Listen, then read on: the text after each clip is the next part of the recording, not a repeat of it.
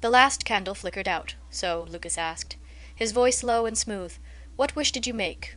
Under the warm glow of the chandelier, Lucas Delgado looked just as he always had, handsome, composed, his eyes holding a deceptive gentleness. Lucas, I offered a faint smile, reached into the drawer, and pulled out the document I'd prepared days ago. I slid it across the table until it rested beside his wine-glass. Let's get a divorce.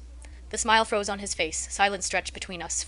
After a few seconds, the tenderness in his eyes vanished, replaced by familiar chilling contempt. He swept a glance over the papers. Alex, he sighed, sounding bored. What kind of tantrum is this? He picked up the agreement, his demeanor shifting to cold arrogance. Back then, you were the one who screamed and cried, refusing to leave. You threatened suicide just to stay married to me. Now you are playing hard to get. Lucas click. His lighter cut me off, the flame danced in his pitch black eyes. I watched, unmoving, as he touched fire to the corner of the document. You think a piece of paper scares me? He tossed the burning pages into the ashtray. You think this little stunt will make me bow down? Smoke curled upward, carrying the scent of burning ink. Lucas rounded the table before I could react, his hand clamped around my jaw, forcing my head up, his grip bruising. Or is it something else? He leaned in, breath hot against my ear. Has it been too long, Alex? Starved for attention? His tone was frivolous, insulting. His free hand slid over the curve of my waist. A shiver ran through me, not pleasure, revulsion. His touch triggered a memory, sharp and agonizing.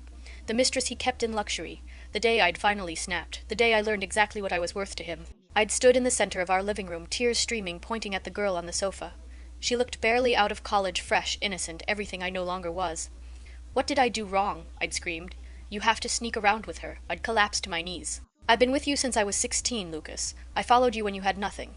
We lived in a basement. We built this empire together. My voice cracked. And now you are throwing me away for this, desperate, broken.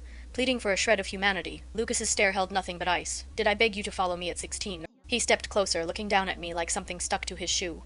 Did I ask for your charity? Number you had no shame. You clung to me like a parasite, he scoffed. What decent girl runs off with a man at 16? You were loose, desperate, disgusting. The words scraped against my bones. I lunged at him, wanting to hurt him, wanting to die with him. But he caught my wrist and shoved me to the floor.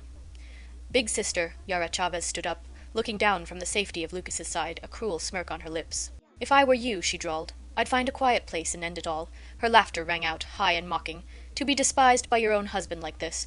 How much of a failure are you? She hooked her arm through Lucas's, pouting up at him. Honey, how did I not notice your bad taste before? Such an old hag. How did you ever stomach her? Lucas didn't defend me. Didn't even look away. Yeah, he murmured, eyes cold as they bored into mine. How did I ever stomach her?